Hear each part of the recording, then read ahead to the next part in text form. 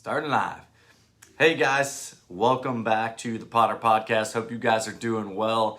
And thank you for all those that are watching live on Facebook as well, checking us out. So I want to dive into this subject today because it's relevant for us that live here in Omaha, Nebraska. If you are living outside of Nebraska and you're listening, we got hit with a pretty big storm, 90-mile-an-hour winds. And that took place this past weekend, and a lot of crazy stuff has taken place since then. Met with a lot of my clients and past clients and things like that as far as tree limbs being down and different things on property lines and fences going down and all this other stuff and who's going to replace what and all these things. And so I wanted to discuss with you guys just the things that you need to be aware of if you are under contract and you are basically found in this situation where you are getting ready to close on a house and a storm runs through and now there's damage to the property. And so here's some of the steps that I want to kind of walk you guys through. I'm going to share with you an addendum that we have that kind of addresses a lot of this stuff, but also get you guys to think about the things that you need to think about as you're going through this mess and these things and dealing with a lot of different people and companies and things like that. And so here's some things that you need to be aware of, and then some steps that I'm going to kind of address as it's written in our addendum. So again, I can't speak for what other companies have. I can't speak for what takes place in different states and different things like that. I can only speak to what we do here in Omaha, but hopefully this will help anyone that's been under contract and has kind of been in this situation or is going through this situation, so they know how to address some things moving forward.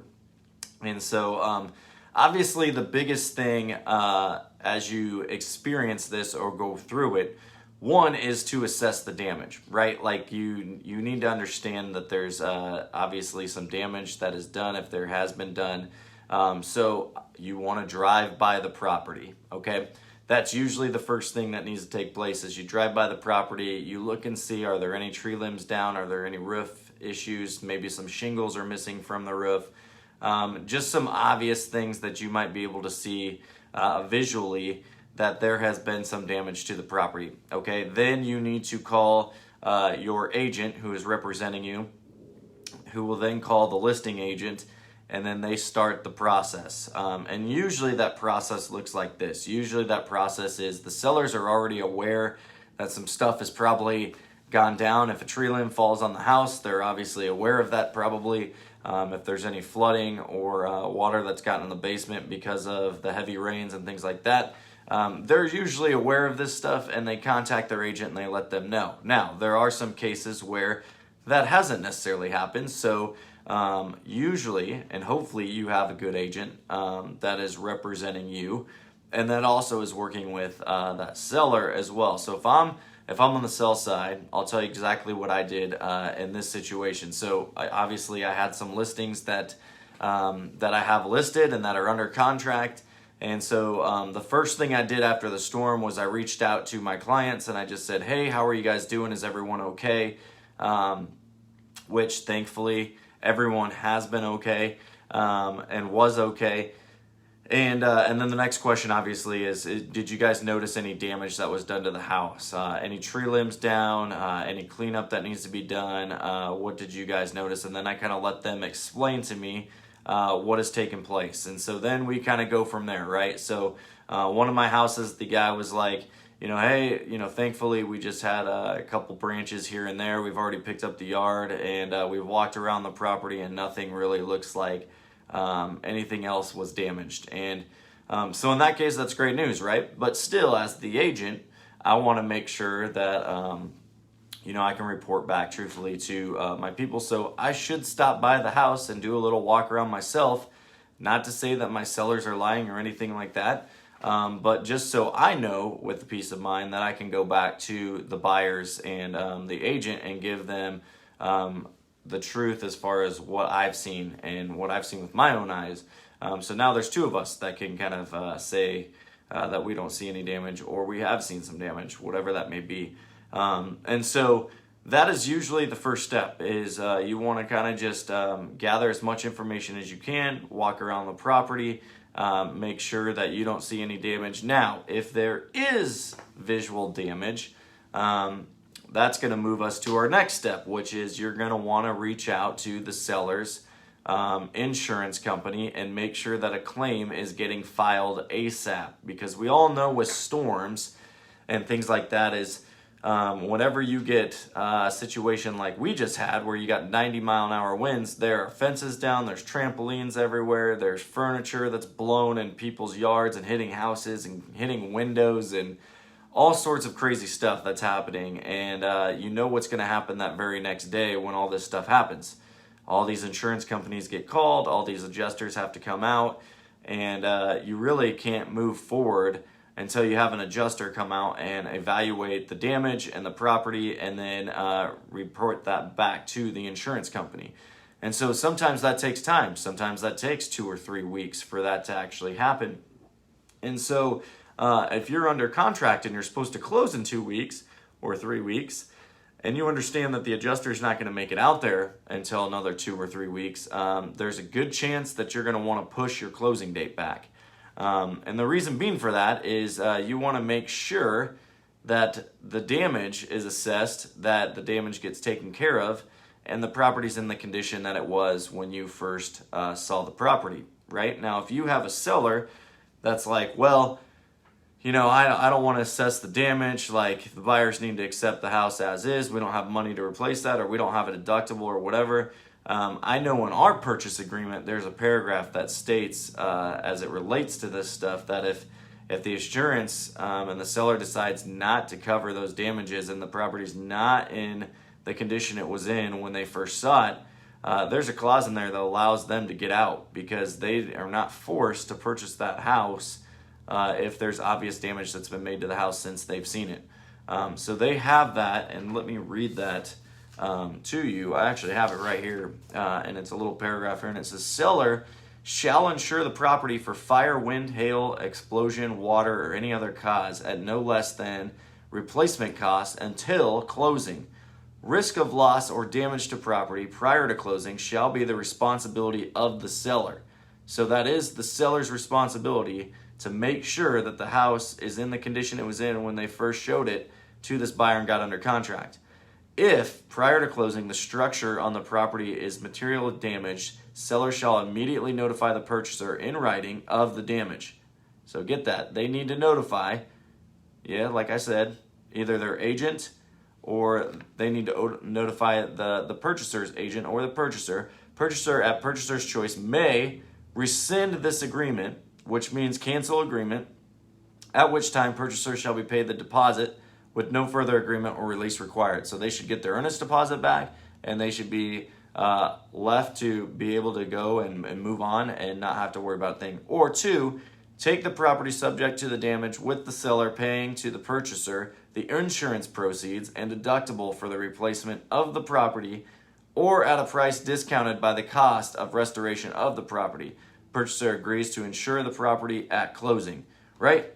So again, what this is basically saying is it's trying to cover both sides of what's been happening and what's going on in this situation. And so you want to just make sure as you're going through these things that 1, a claim has been filed, and then 2, you're negotiating what exactly is going to be done once that claim is filed and brought back and the property has been assessed for the damage.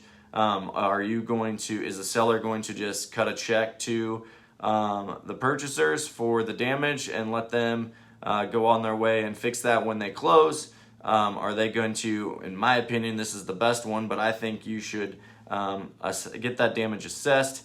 If I'm the buyer, I'm going to want to send out my contractor and somebody that I trust to go out there and evaluate the property and give me an estimate on what it's going to cost to get fixed, and then report that back, send that invoice or that estimate back to the sellers so they know how much it's going to cost. And then I would ask that money from that work that needs to be done would be sent to the escrow company, right? And the escrow company or the title company there would hold on to those funds until the work has been completed.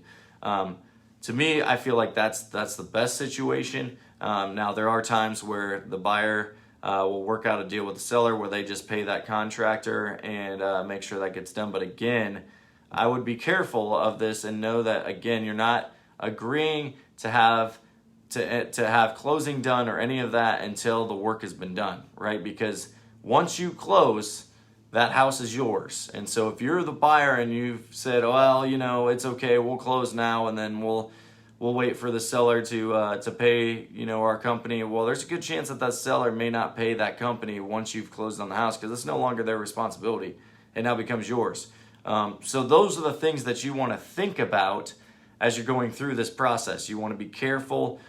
You want to have, and again, I say this over and over in every podcast, that you want to have a knowledgeable and experienced real estate agent that's representing you through this kind of stuff, because there's a lot of gray areas and a lot of things that can pop up throughout this process, especially in this situation where you want someone to go to bat for you and you want somebody to be representing you well as you're going through with that.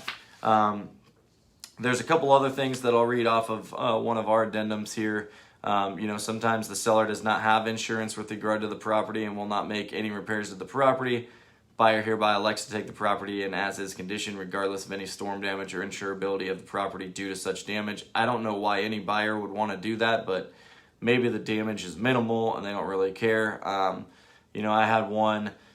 I can think back to one time we got hail, and the screens were not covered by the insurance company. So obviously there was damage to the screens, but the gutters, the roof, the windows got replaced, but for some reason they weren't replacing the screens, and we wrote up a little addendum saying that the buyers are aware of that damage and have elected to take the screens as is condition, and so they were going to replace the screens when they got moved into the house. Things like that where that might be a possibility, but I would never advise someone to take the property in as-is condition if there's some obvious and some visual damage to the property. I would want to get that stuff fixed and have a professional and a contractor come look at that to assess that damage, because you just never know. You never know. And so that would be my advice there. But again, a buyer can do whatever they want, right? So they can make that decision for themselves. There's another thing here that says seller does not have insurance or adequate enough insurance to cover the entire storm damage loss with regard to the property, and buyer, pursuant of paragraph 28 on the purchase agreement, which I read earlier, hereby elects to terminate the contract without further action or parties and buyer's earnest money to be returned immediately. So again, in that situation, the buyer has the opportunity and the option of, if the seller's not going to fix anything, to get their earnest deposit back and to be able to walk on and go find a different property without any other expenses made to them. Now, the last one here that's on this addendum is seller agrees to credit the buyer an additional blank amount of money above and beyond the amount to be paid from the insurance carrier due to a total recoverage depreciation, a reduction for repairs at a flat rate to resolve any storm damage without involvement of an insurance carrier. And so there are times where a seller's like, hey, we don't really want to file a claim. It seems kind of pitiful, or maybe the damage is less than what the deductible is for them. So in some cases, I know for us, I think our deductible is $2,500 or something like that. Maybe there's $1,500 worth of damage, right? So a seller might say, hey, we'll write you a check for $1,500 for that damage, for that contractor to come in and take care of that without having to go through our insurance company and basically file a claim and pay more on a deductible than what it is to actually get it replaced. So there are some things there that I think you would want to be aware of or know. And again, that's why you do your research, right? So I always go back to the first thing that I was talking about to make sure that, okay, if a file hasn't been claimed and there is visual damage, to get a professional out there to work with both parties to come out there and to give an estimate on what the repair work and the damage is and what that's going to cost. And then buyer and seller can negotiate and work some of those things out as that pertains to the current situation. And then if they get it worked out, great. If not, and they need to have an insurance adjuster come out, typically in those cases, it's going to be like roofs, gutters, siding, a lot of that stuff. I have a house right now that I'm representing the buyer where a tree limb actually came down on the house.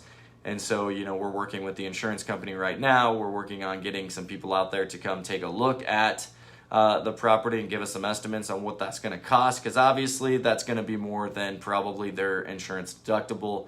And so we're working through that stuff. But that is what you need to know as it relates to storm damage if you're under contract. Those are kind of some of the steps that you need to take as you're going through that. And then also, I would just say stay in probably daily, if not weekly, communication with your agent as far as how these things are coming along and what the time frames are and all that stuff as it relates to you being under contract and the closing date and all that stuff, and if you're still going to be able to close on time.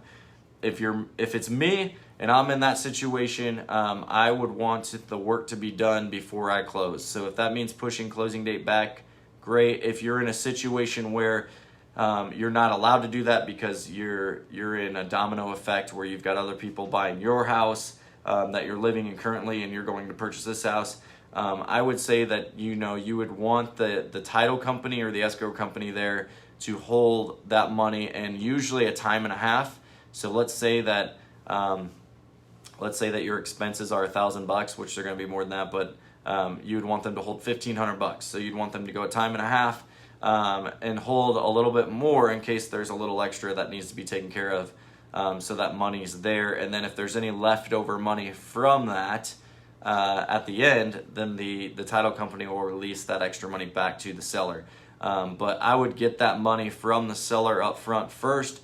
Know that that's going to be taken care of, and know that they're serious about getting that damage fixed prior to or after closing, so that that you're not going to have to deal with that after you close on the house. So that is my advice for you guys, things to think about, especially as it relates to a lot of people here in Omaha this last week and as we got hit by a storm. But if you guys have any questions or things that I didn't cover that may have come up in your own experience or things like that, feel free to comment down below. I'd be more than happy to address that later in another podcast, or just address it as we engage back and forth through social media. So thanks, guys. If you have any more questions, let me know. Other than that, have a great week. We'll talk to you soon.